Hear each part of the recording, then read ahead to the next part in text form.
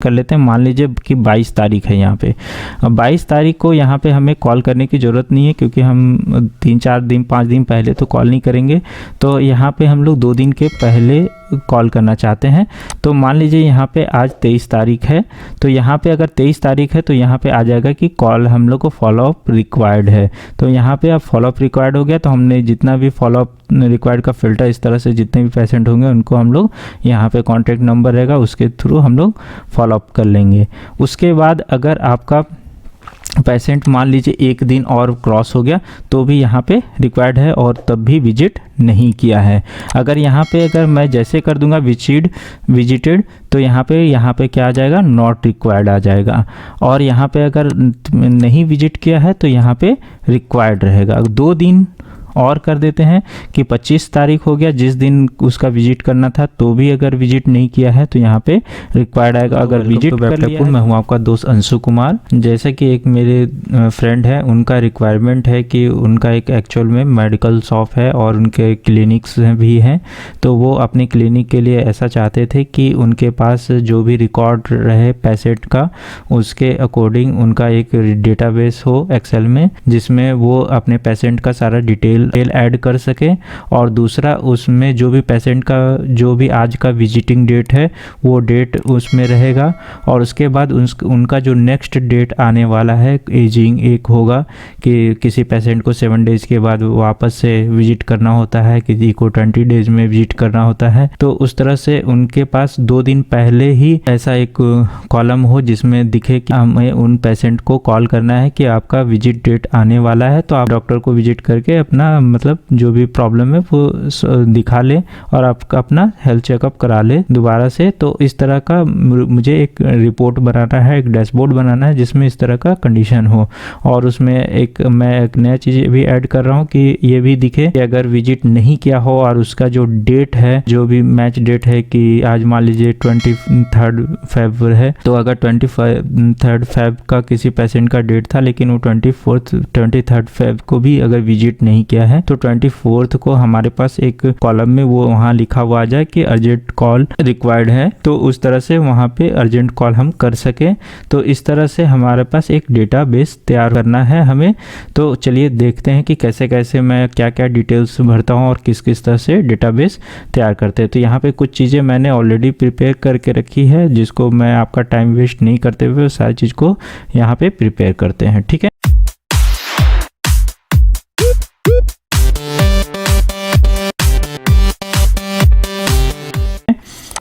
तो यहाँ पे जैसे कि यहाँ पे ये जितने भी सारे हैं ये कॉलम्स हमें रिक्वायर्ड था, तो यहाँ पे हमने ये कॉलम्स ये ऑलरेडी बना लिया, जैसे serial number, patient name, patient address, इस तरह से contact number, visit date, ageing day सारे चीज़ हमने कर लिया। अब इसे हम लोग क्या करते हैं, थोड़ा सा चेंजेस कर लेते हैं। तो जैसे कि मैं यहाँ पे कर रहा हूँ कि इस तरह का थोड़ा कलर हो, ठीक है।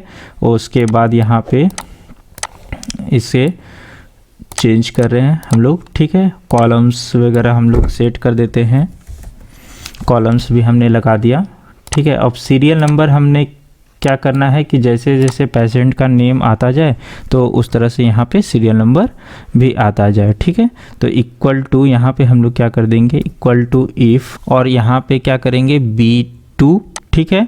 B2 अगर हमारा ब्लैंक रहता है तो यहाँ पे भी ब्लैंक रहना चाहिए, और अदरवाइज यहाँ पे क्या होगा, रो नंबर हमारा है सो आ जाएगा। तो रो नंबर हम यहाँ के क्या करेंगे, -1 कर देंगे, क्योंकि हमने शुरू में हेडर दिया था। और उसके बाद यहाँ पे हम लोग क्या कर देंगे, एंटर कर देंगे। तो यहाँ पे आप देख रहे होंगे कि यहाँ पे अभी कुछ भी चीज़ नहीं आ रहा है, क्योंकि मैंने यहाँ पे पूरा ड्रैग कर दिया तब भी, ठीक है। यहाँ पे अब मैं यहाँ पे कोई भी नाम डालता हूँ, जैसे कि मैंने डाला अंशु, तो यहाँ पे ऑटोमेटिक 1 आ जाएगा। अब यहाँ पे क्या करते हैं कि पूरा है सो यहाँ पे हम लोग बॉर्डर लगा दे रहे हैं, ठीक है। अब यहाँ पे हमने बॉर्डर भी लगा दिया और उसके बाद हमने सारा चीज़ को इस तरह से ऐड कर दिया है, ठीक है। उसके बाद यहाँ पे जो भी आप नया नाम कुछ भी देते हैं, मान लीजिए हिमांशु या कुछ भी, यहाँ पे विश्वजीत अगर लिखते हैं तो यहाँ पे आपका सारा पेशेंट नेम आ जाएगा, यहाँ पे पेशेंट एड्रेस जो भी है, आप यहाँ पे कॉन्टैक्ट नंबर और विजिट डेट जो हम लोग एक्चुअल में करना चाह रहे थे।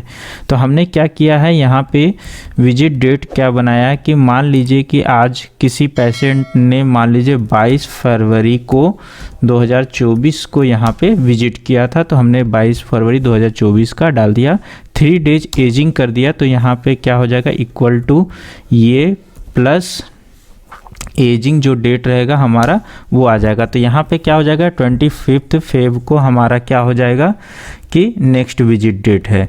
तो हमारे पास क्या है, एक चीज़ है कि पेशेंट कंडीशन है, यहाँ पे टाइप ऑफ पेशेंट है, तो ये सब चीज़ तो हमें जो भी पेशेंट का टाइप रहेगा वो यहाँ पे हम लोग मेंशन कर देंगे। रिमार्क कुछ अगर अलग से रहता है तो यहाँ पे कर देंगे। यहाँ पे लिखेंगे कि नॉट विजिटेड, अगर स्टेटस रहेगा कि विजिटेड है, मतलब हमारा जो पेशेंट है विजिट किया कि नहीं किया, तो उस तरह का यहाँ पे कंडीशन बनाना है, विजिटेड नॉट विजिटेड। तो मैं यहाँ पे एक ड्रॉप डाउन बना दे रहा हूँ। यहाँ पे ड्रॉप डाउन के लिए हम लोग क्या करेंगे, यहाँ पे डेटा वैलिडेशन का एक बनाएंगे। यहाँ पे डेटा वैलिडेशन में क्या बनाएंगे, यहाँ पे एक लिस्ट ले लेंगे हम। लिस्ट में क्या होगा, विजिटेड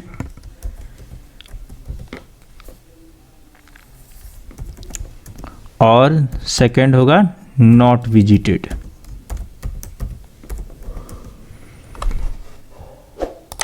ओके कर देंगे, ठीक है।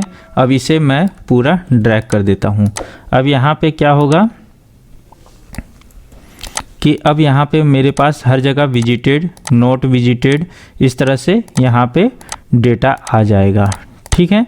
तो यहाँ पे हम जो भी चाहेंगे वो सिलेक्ट कर सकते हैं, ठीक है। अब यहाँ पे हमें क्या है कि फॉलोअप स्टेटस चाहिए, कि फॉलोअप स्टेटस मतलब हमने ये एक फॉर्मूला लगाया है।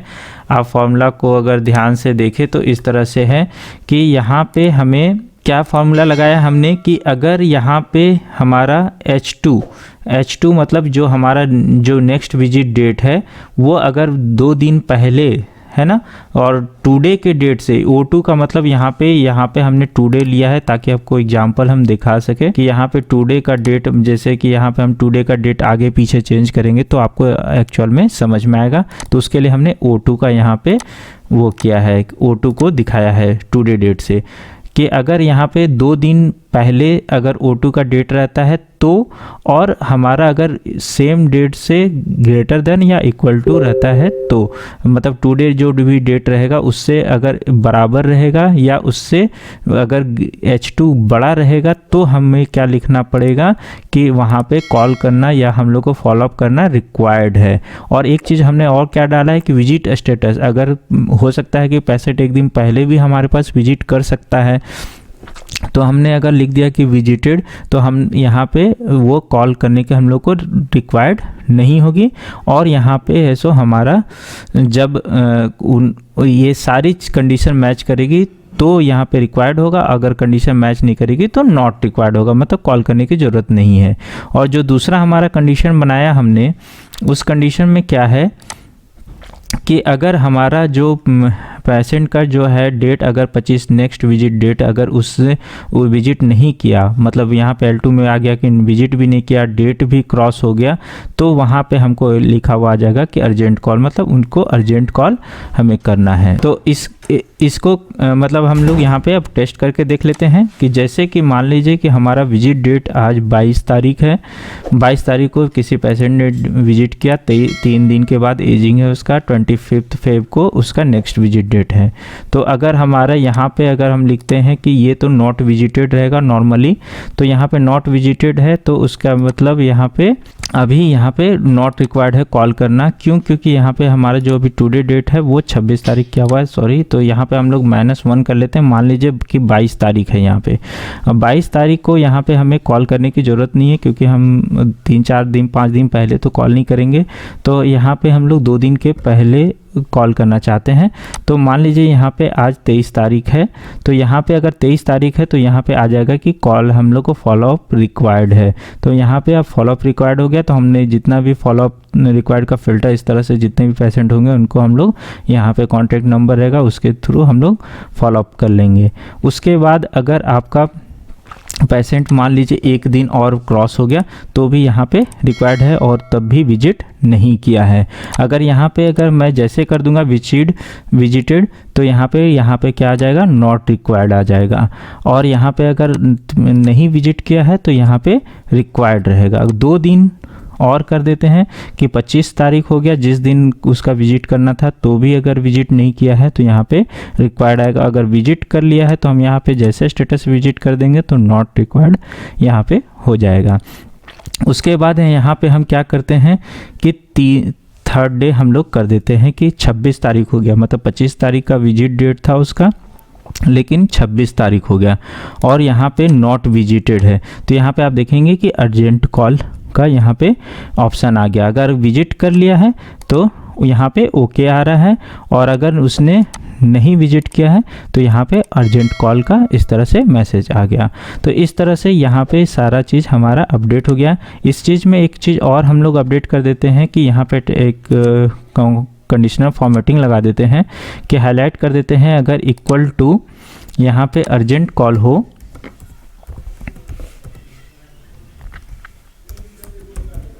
तो यहाँ पे क्या हो जाना चाहिए, रेड हो जाना चाहिए। तो हम लोग यहाँ पे कस्टम फॉर्मेट करते हैं, फील्ड जो होगा वो हमारा क्या हो जाए, रेड हो जाए और यहाँ पे ओके कर देंगे और इस तरह से यहाँ पे देखेंगे कि अर्जेंट कॉल आपका मतलब रेड हो गया। यहाँ पे अगर विजिटेड रहेगा तो ओके नॉर्मल रहेगा।